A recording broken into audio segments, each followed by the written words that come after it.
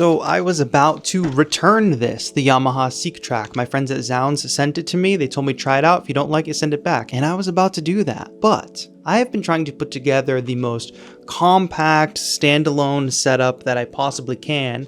And I found myself thinking that the SEQTRAK was actually the missing piece of the puzzle that I needed. And then that led me down the path of designing a custom template for the Launchkey to make the SEQTRAK even better, or unlock the full potential of the SEQTRAK, in my opinion. So I want to talk to you all about that today. It's not all sunshines and rainbows though. There are some quirky, weird workflow things about this thing, and I'll tell you about those as well. This is not going to be a full overview or review at all. I did a 2-hour live stream where I went through the entire workflow process with this. If you want to watch that for a more in-depth video, go to that. I'm going to tell you about the things that I specifically love and the things that I specifically do not love about the SEQTRAK. All right, try to ignore the Launchkey for a second. We're going to get to that in a minute. But the thing about the SEQTRAK is I can't think of another device with such a strong and diverse sound selection. Here's just a quick look at the app and presets that are available, but as you can see, it is a wide variety of real instrument sounds as well as, synth sounds, which we'll get to in a moment. But most other devices in this category, I feel like they all come with a specific type of synthesis, which dictates a certain type of sound. And if you're like me and you don't like going down synthesis sound design rabbit holes, you just want to get right into making music, that can be a little bit difficult. A device I'll probably compare the SEQTRAK to a lot in this video is the SEQTRAK. Now, the SEQTRAK is a beautifully designed device from a workflow perspective and from a form factor perspective, and it's a very powerful machine. However, it always sounds like a SEQTRAK. Sometimes I just want a piano sound.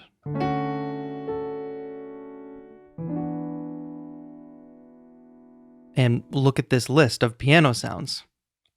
Sometimes I want an electric piano sound. Sometimes I want a flute.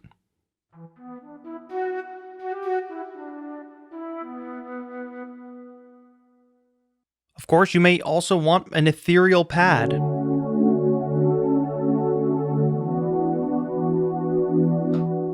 I mean, if you just look at the categories of presets that they have here, I think you can get a feel for the amount of sounds that come with this thing. They've already dropped free sound packs that you can download for it as well, but these are all usable, good sounding sounds.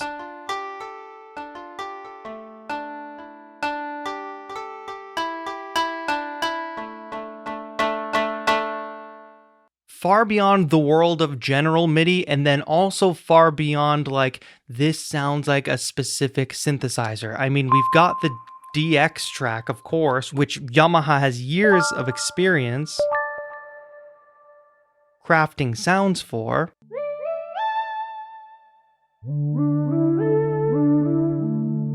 I could spend all day demoing you the sounds that I think are great in this machine, but you should just compare this sound selection that you see on the screen with the amount of categories, with the amount of presets in each category, especially when we go into the proper synth tracks, because the synth tracks are different than just the straight up DX track. But look at this, you can just start making music right away with the built-in sounds. No menu diving for synthesis, but if you wanted to, you of course could here in the app. You can go decently deep with sound design here if that's your thing. It's not my thing. So the diverse, usable sound selection in the SEQTRAK is a feature that I think puts it a cut above the rest from a lot of other devices in this category and price range. Even sampler devices that are working off of one-shot samples, you can only take that so far to get an accurate sounding acoustic instrument, right? I don't know. It's clear that Yamaha thought about packing as many usable, awesome sounds into this thing as possible, which is smart. All right, let me direct your attention back to the Launchkey Mini here. Now, I'm using a custom mode with the Launchkey Mini, which I designed myself in Novation's components software. It's actually right in the browser. I was able to design this, and it's pretty easy.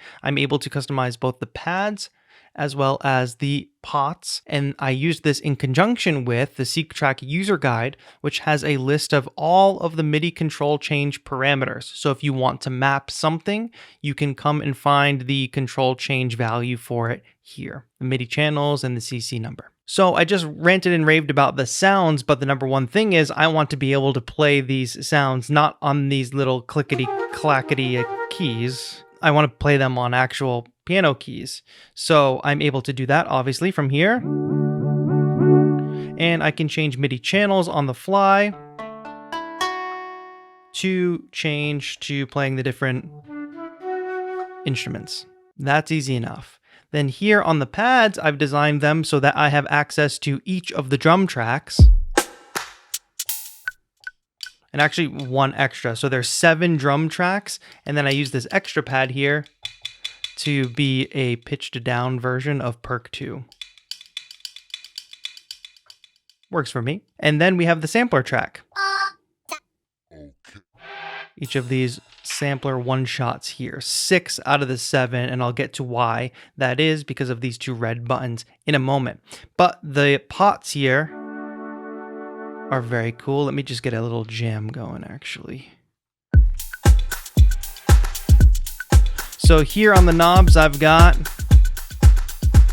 send delay, high pass filter, beat repeat,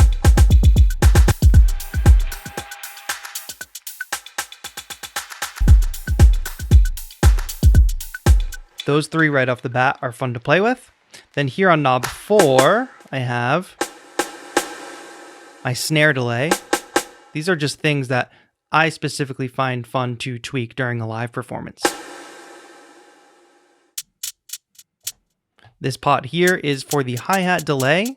So if I had just a basic 8th note going, I could add that delay to it. Add more rhythm. Here, we've got our perk 1 pitch. So I can tweak the pitch of this tom sound. And then I've also got delay for that perk 1 track as well. Now, actually having these custom mapped frees up these touch strips on the SEQTRAK too, because I don't need to have a touch strip for high pass or the repeater because I've got them mapped here. So I can have the single effects there where I can actually dial in for the perk track when I select it.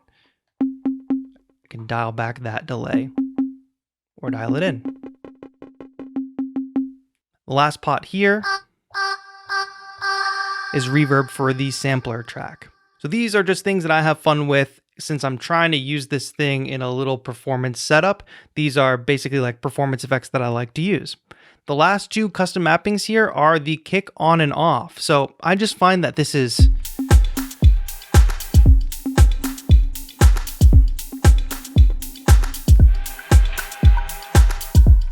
a lot of fun. You can instantly transform your track by just pressing some buttons, taking out the kick, taking out the snare.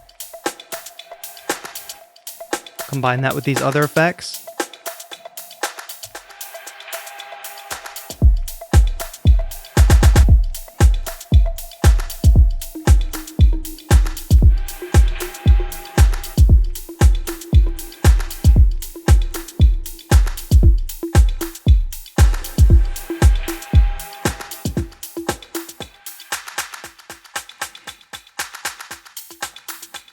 That's a lot of fun.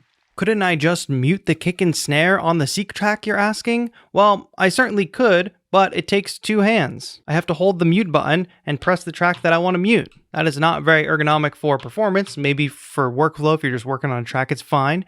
But just being able to 1 tap, boom, kick and snare muted, just kick, just snare, whatever. Way more convenient for performance. So to me, this custom mapping for the Launchkey, which I would like to share with all of you, link is in the description. You can download the SYX file, which you can upload to components and then send to your Launchkey. It's easy enough to customize your own template too, by the way. But I'll offer to you that template for free if you listen to me talk about DistroKid for 60 seconds. So my plan is to combine the SEQTRAK with the SP404 Mark II, as well as the Launchkey Mini, to create a nice compact performance setup so I can perform tracks from my new album, which is coming out, which I of course distributed with DistroKid, who I've been distributing music with ever since I've been releasing music as TAETRO. They're also the sponsor for today's video.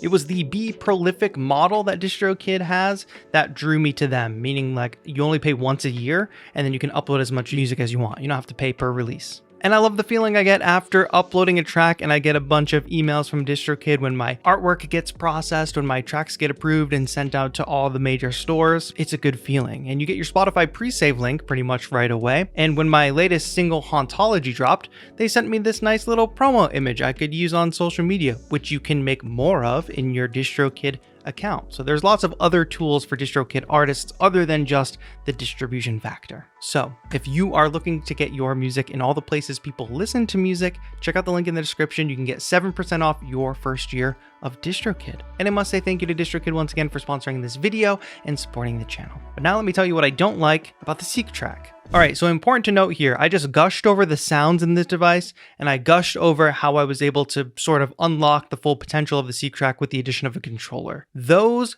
positives fully outweigh the negatives for me, and your situation might be different. But in my case, when I'm trying to build this standalone setup and I've been racking my brain trying to do it, what do I need to use? An external sequencer? Could I use the circuit tracks? No, I don't like the sounds on the circuit tracks. Could I use the Drum Brute Impact as my main drum machine? Yes, it sounds good and it's fun to play, but it's also kind of like big and bulky. And then I need another sound module, like I need another synth. And like I said, I don't like the circuit tracks and the other synths seem limiting. So here on the SEQTRAK, I've got great sounds. I've got sequencer. I can combine it with the controller. All right, I told you the good things. The bad things though. Some of the workflow design things in this machine are questionable to say the least. These are my initial notes for the SEQTRAK. It's not highly important that you see what's on them, but the point is I have to sit there and take notes to learn how to use this thing, which is not always a bad thing, but there's certain workflow functionality that should be a lot easier to do that I constantly need to reference these notes for. If you're familiar at all with the SP404 Mark II, you'll know that every time they drop an update and they add functionality to the device, which is really great, you ultimately end up having to remember a different combination of keys that you have to press and hold down to achieve that new feature. That's great when you're adding new features to a device and supporting it over the years, but this is a new device, and I already have to remember key commands like I'm playing Tekken. I already mentioned that muting a track is requiring two hands. Maybe that's not a big deal for you. For copy paste, you have to hold the track knob that you want to copy, or you have to press and hold the pattern that you want to copy. We got flashing lights. Okay, that's good. And then I have to hold the track knob again, press page, and then tap the pattern. Oh gosh, what did I do? Hold the kick, press page, and then tap the pattern that I want to paste it into, and it'll flash. You saw that though. To paste, I had to hold this knob, press this button, and press another button to copy and paste. I know I gave the circuit tracks a lot of flack about like the sound of the circuit tracks. That's just my personal preference, but the thing about Novation circuit tracks and a lot of Novation gear is it's very well designed. If you want to copy and paste something, you hold down copy, you click the thing you want to copy, and you paste it to where you want it to go by pasting it in. Like, they've nailed the workflow down there. Okay, one other thing, nitpick here, is that the process to change your drum sequence length is different than your process to change your synth pattern length. Why? So if I'm in drums, if I want to change this pattern length, I hold page and I turn this knob and I can lengthen or shorten the pattern length. Whatever, that's fine. That makes sense to me. But now I want to change the synth pattern length. Well, how do I do that? You think it might be the same process. Hold page and turn this knob. No, it is not that. Instead, it is, let me reference my note. Yes, I have to select this synth track button and then press the bar length button, to which here I will get a display of the bar length for that synth track. That's not great from a workflow perspective. I think there's a reason for it, reason being that there's a process for changing your step value for the synth tracks, which there doesn't seem to be for the drums, but that's not great from a workflow perspective. If my mindset is, oh, I want to change my pattern length, that should be the same process across the board. That's just like a couple singular nitpicks, but I do think from a workflow perspective, if that stuff kind of bothers you, the SEQTRAK might not be for you. But it's not so obtuse that you couldn't just learn it and then soon it would become second nature. I mean, that's the thing with all instruments. All instruments have their quirks, and some of them just take a little longer or a little bit of memorizing and studying to remember those quirks, but after you use it for long enough, it becomes second nature. Little bonus for all you here who just made it to this part of the video. I'm connected via MIDI out right now to the Launchkey. That makes sense, but I'll want to free this MIDI port up because I'll need to send clock information from the SP404. By the way, let me know if you want to know more about this setup that I'm building. So what can I do? Well, I can actually use USB, and we're going to lose audio here because I'm using USB for audio at the moment, but I can use a USB hub to power this system as well as receive MIDI, which I thought was pretty cool and convenient. So here we go. Let's plug the Launchkey Mini into the SEQTRAK via the USB hub. And let's see, it's not turning on yet because we need to power this. And then if I give this power via the USB-C, boom, now we're powering this system. So I've just been using a small portable charger to power this system actually, but that's cool. That frees up my MIDI port on the SEQTRAK to receive clock from my SP404, which will ultimately be my setup. But I'll talk more about that in a future video.